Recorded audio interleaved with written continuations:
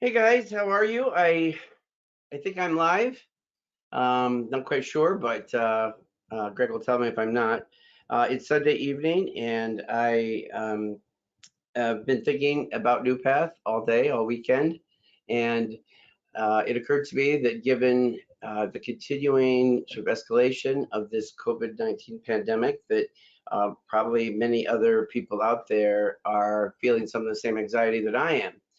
I I spent the weekend in Northampton. I have a home there. Many of you know that my life partner is there, and which incidentally we're sleeping in separate rooms because I would never forgive myself if I brought anything into the house. And on my way back, I was thinking that it might be good to check in with folks because I'm sure lots of other people in the NuPath community are also feeling a lot of consternation.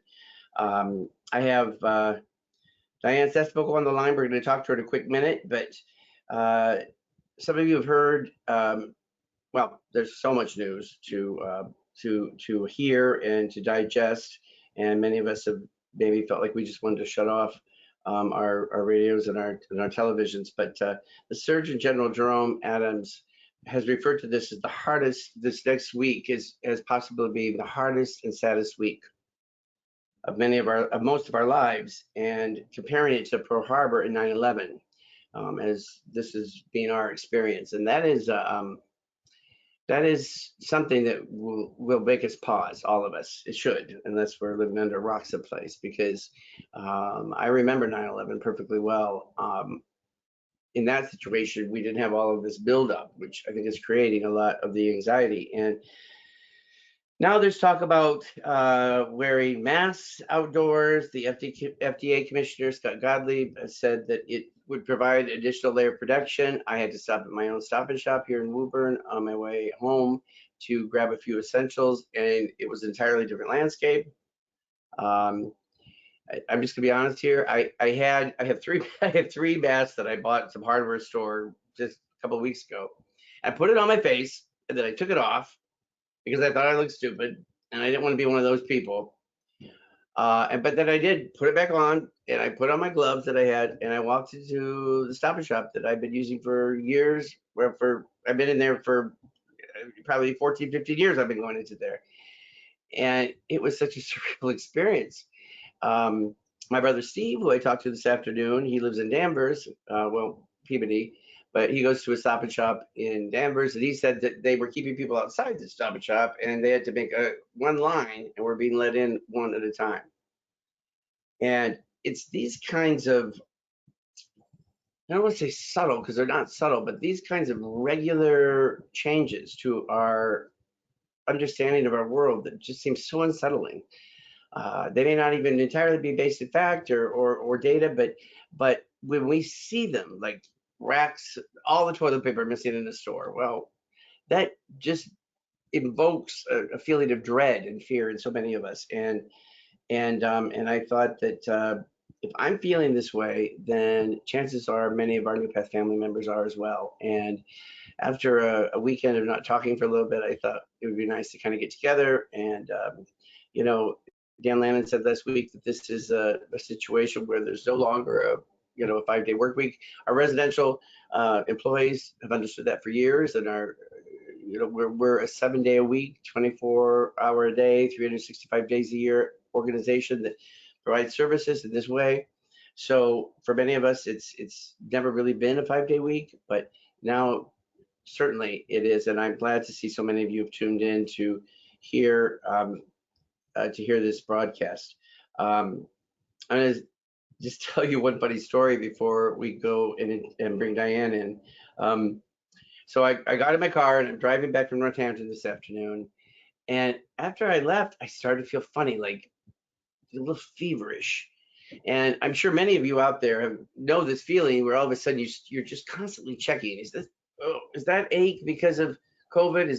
Am I a positive case? Should I take my temperature? What's going on? And as I drove, I tried to ignore it, put it out of my mind, but I could not escape the feeling that I was heating up. And I was on the phone and talking to people, and it got to the point where I was like, if this keeps going, I'm gonna have to pull over someplace and go to a hospital emergency room because this fever is getting out of control. Then I looked down and I saw that my seat warmer was on high. I I've been out yesterday cleaning, disinfecting everything, and wiping everything down. I must have kicked the switch and hadn't even bothered to look down. So that explained that. I turned it off, and within a matter of 15 to 20 minutes, I think I was back to normal body temperature. But it just exemplifies or illustrates how, with so much information and so much sensational news, and I'm not saying this is the most critical thing of our lives, but um, sometimes there are reasonable explanations for why we're feeling hot and feverish, and I found mine this afternoon. Um,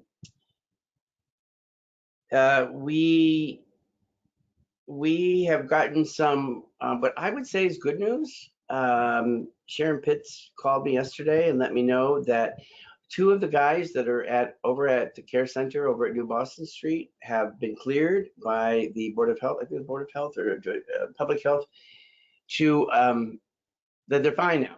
That they had these are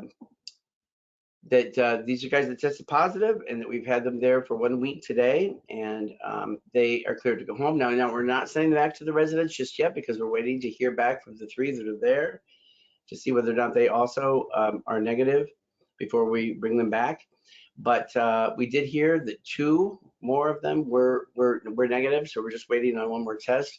So why is this positive news or good news?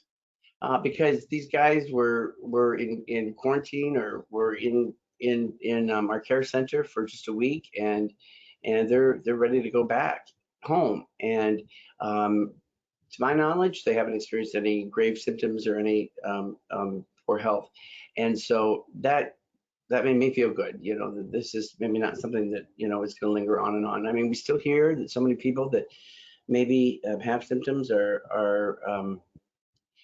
won't even know. I mean, if they have it, they may not even know they're carrying it, and so that's something we have to be on guard for. But this will affect many people that we love, and I have become aware this past weekend of a couple of people that I know and care for are struggling with COVID positive test right now or the condition.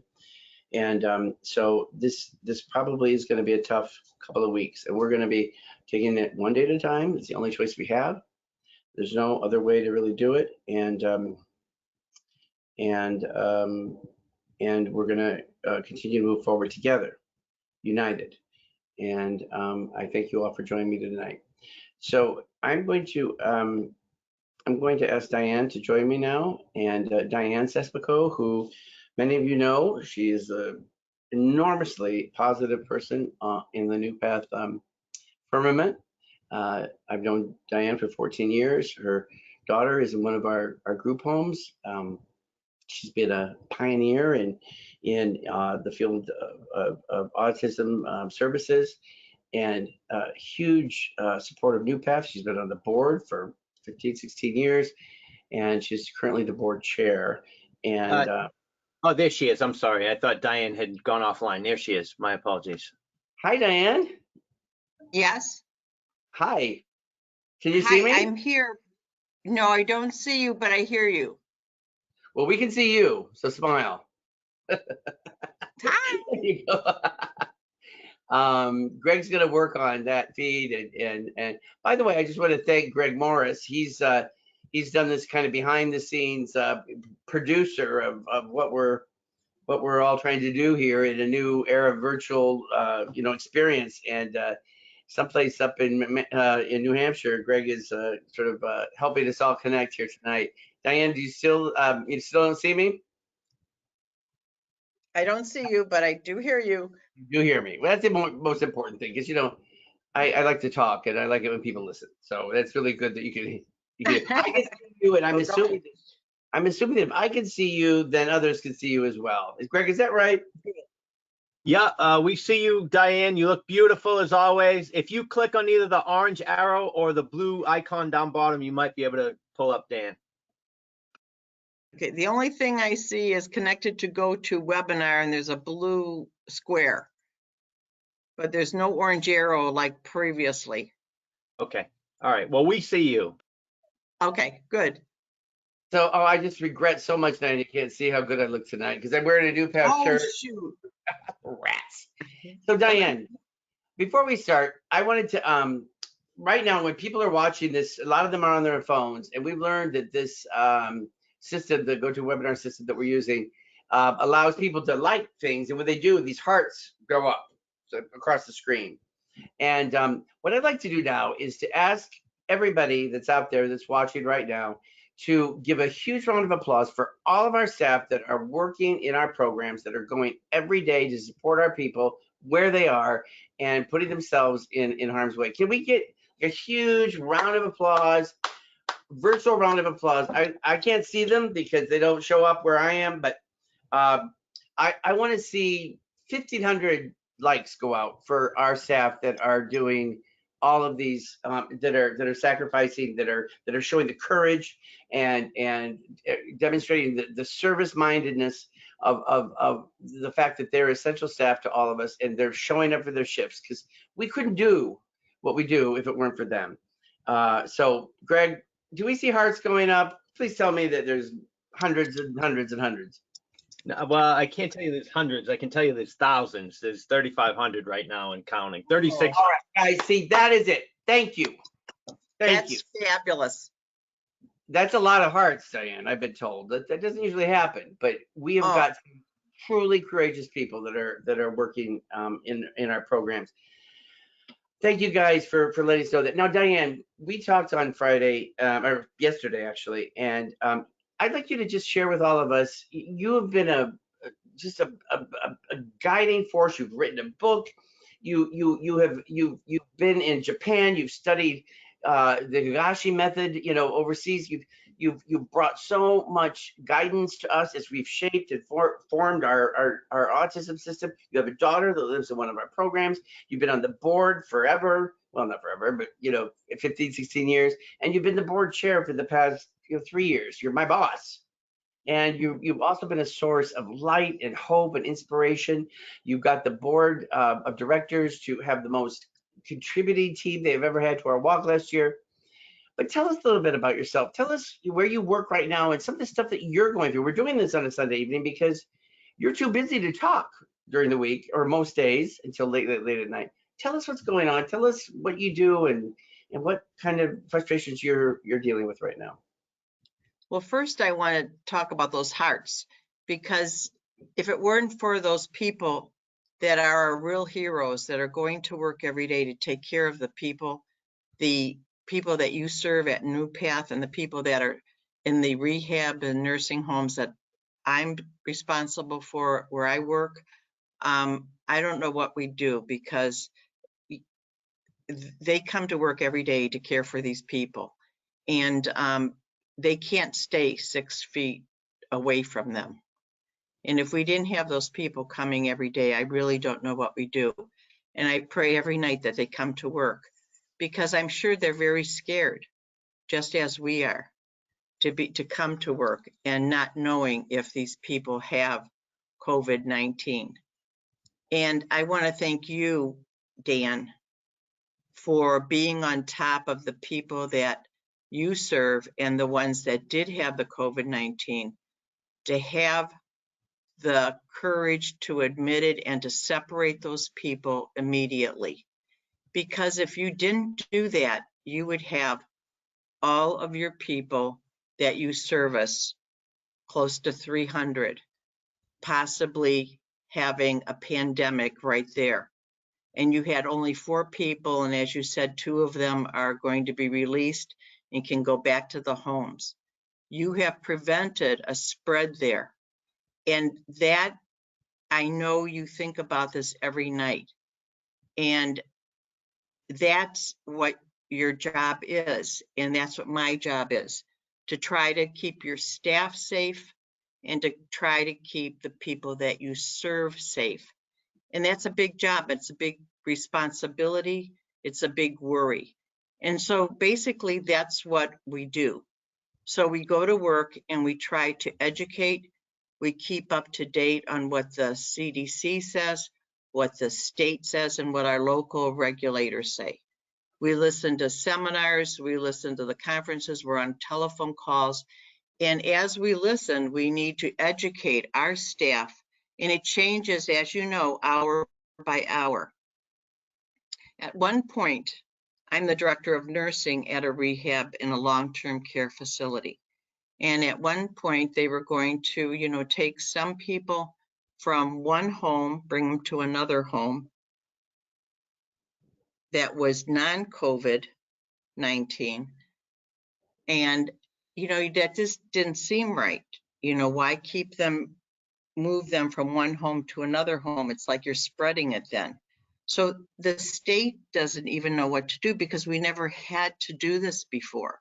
So everybody is trying to do the best that they know how to do because we never had to do this. So we all have to put our heads together and do the best that we know how. The hospitals, they are trying to reorganize the hospitals. They have only 19 or 20 beds at the local hospitals for intensive care. They have only so many ventilators. They have to make intensive care units out of other units in order to accommodate people with lung disorders because this disease or this virus affects the lungs. So everybody's trying to reinvent the wheel to make it work. And so there's a lot of things going on daily, and you have to be very flexible. And, you know, that's difficult, and you have to get your staff to understand that things are going to change rapidly, and you've got to change with it. And you've got to be able to present this to your staff in a way that they're going to be able to accept all the changes. For example, like you said, masks. Now people are wearing them out in the community. At first, masks were being worn all the time in the hospitals. Our staff wondered why the masks were not being worn in the rehab and in the nursing homes. Well, there wasn't enough staff masks to go around, okay? Well, now it's at a critical point, and we're at the peak between the, you know, April 7th and the end of April. A few more masks are available now, and they're asking us to wear a mask every day now. And, you know, they're wondering why we have to wear masks every day now. So things change. Why now and not before? So you have to explain to them about the peak and that there's a little bit more masks that now, so we can wear them. And why not cloth masks?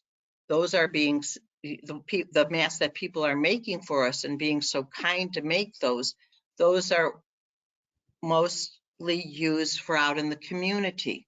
So you have to explain all these things to your staff and to the public. Then the residents want to know why they aren't wearing masks. So you need to explain that to them. So it's a constant flow of information and education, and you have to be on top of everything. And so, you know, you just have to stay calm and carry on and try to do your best with everyone. And I just have to say that NuPath has done a wonderful job, and you have to praise your workers. Yes. And today I went around and, you know, people had the mask on, and many people don't know how to use a mask. You think they do. It's a very simple thing. It's just put it over your ears and that's it. But they're touching it. They're taking it off and putting it down by their chin. Well, if you touch the front of it, then you're putting your, you know, bacteria on your hands, and then you're touching everything. So you want to make sure that you touch it by the elastic, you take it off by the elastic. Okay. So you have to educate, and it's hard because they're not used to wearing a mask all the time. So you got to constantly educate them. Diann, So it's, you know. I heard a statistic that the average person touches their face once every 2.5 minutes. And you guys Right. have no idea how much I want to just claw at my face right now when we're live on video. I just want to just be digging my hands in my eyes. That's how I feel. I don't know what Sure. it is, but we do it as humans. And if we're fidgeting with our masks, moving them around, get to the edges. I mean, that's just it's gonna make it worse then if your mask gets infected and then you keep touching it, right? Right. It absolutely, absolutely. And, and I tell them, if you touch it, I'd rather have you throw it out, wash your hands, I'll give you a new one. You'll get used to it, We have been very, very fortunate. I'm telling you, I don't know, somebody's watching us upstairs. We applied for a mass map in the state. I can give you the website later, but it was a form that you fill out and then you can call the state, and you may be eligible to get some protective equipment. And we were running out of gowns and masks. And we called them and we told them that we had like 3 boxes of masks left last week. And they said, really? And I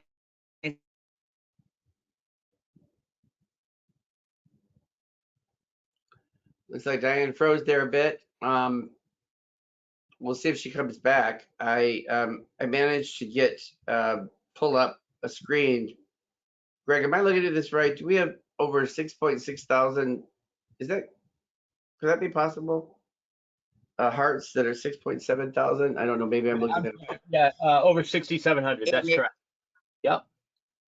Diann, are you back? and yes.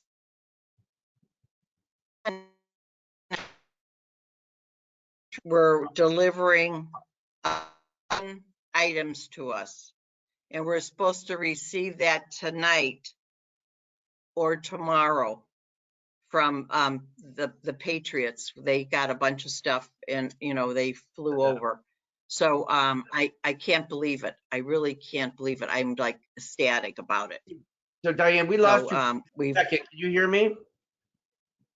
Because I yes. don't think we can see you any longer, so we're gonna have to just rely on your voice, which is far less. Okay, now I can see myself now. It says share my webcam or not right now. So what do you Yeah, want me to share it. click on? Go ahead, share it. We have Share? over 7,000. There you are. Can you see me now? I can't see you, but I can hear you. Well, we can see you now. We All have right, over good. 7,000 people have liked and sent hearts out to the people that are working. Is that the most incredible thing you've ever heard? Oh my And they're God, just that's continuing to fly up.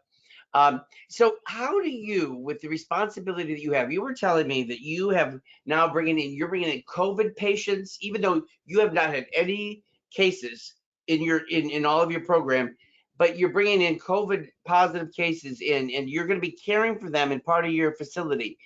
How do you do that knowing that your own daughter is one of our programs? How do you keep it all straight and level-headed and not panicked? okay. Well, right now we're not going to bring any COVID in now. We're not bringing Oh, any yeah. COVID in patients. No. The state feels that if you don't have any COVID in your building, try to keep it that Okay. way.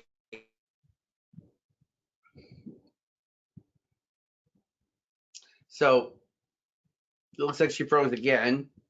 So we're gonna what Diann had said, I think on Saturday when she told me they were preparing to bring COVID in, and she was telling me that she's not able, they're not paying their staff that are working with people that could be positive any more than they normally would, and they're just requiring people to show up, which is why when I see these over 7,000 hearts going out, guys, if you know somebody that's working directly with our clients, if you know somebody that's going in every day filling shifts, if you know a manager that is coming by and going to the programs, give them just the biggest pat on the back. Let them know how this love is just flowing through this organization.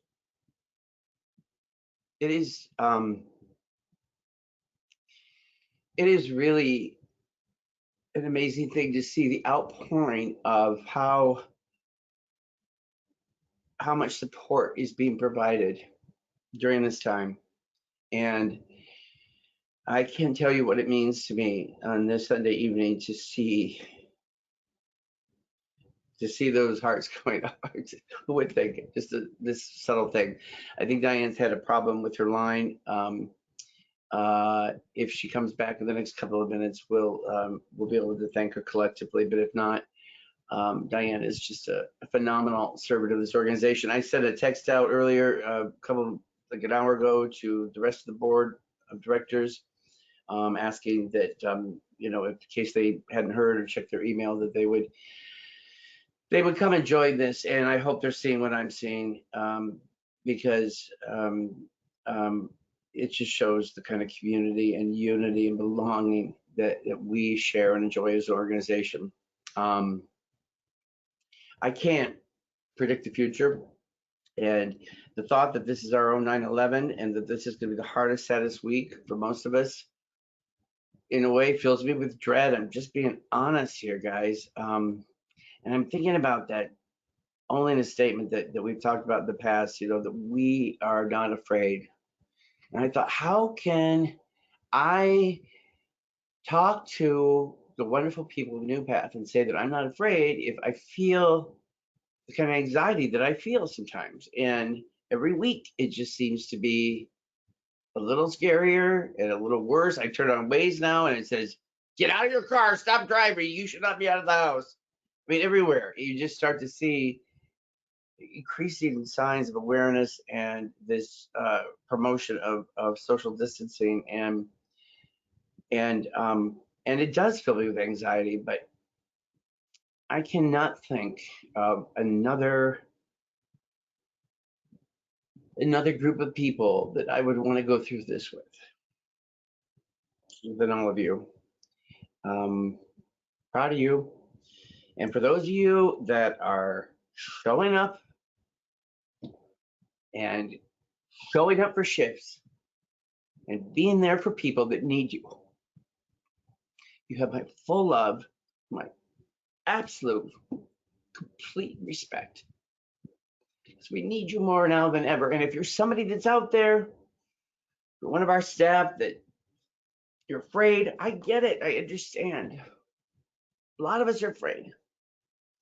But if you think you can help, please step forward. Talk to somebody about your willingness to participate and to be part of this if you can be. I am going to sign off now. It's just Diann that we wanted to talk to. I'd say let's give a big round of heart applause to Diann, but it's already happening. We're, oh my God, approaching 10,000 hearts. Diann is extraordinary. I love her to pieces. She's been a source of encouragement for all of us, for our board, and I know that she'll continue to help guide us through and to be that presence on the board. So as we enter this week, guys, it's all right to be a little afraid. Stay connected. There's strength. I feel better, so much better already talking to you, even though I'm getting all like, I don't know, emotional, a little bit emotional. It's been a tough time, you know, that's it. It has been. And if you don't feel affected by this, then there's something seriously wrong with you.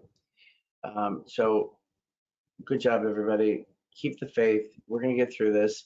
We're going to get through this week, however sad and hard it is. We're going to get through it together. All right, I'm going to sign off now. Thanks, guys. Bye.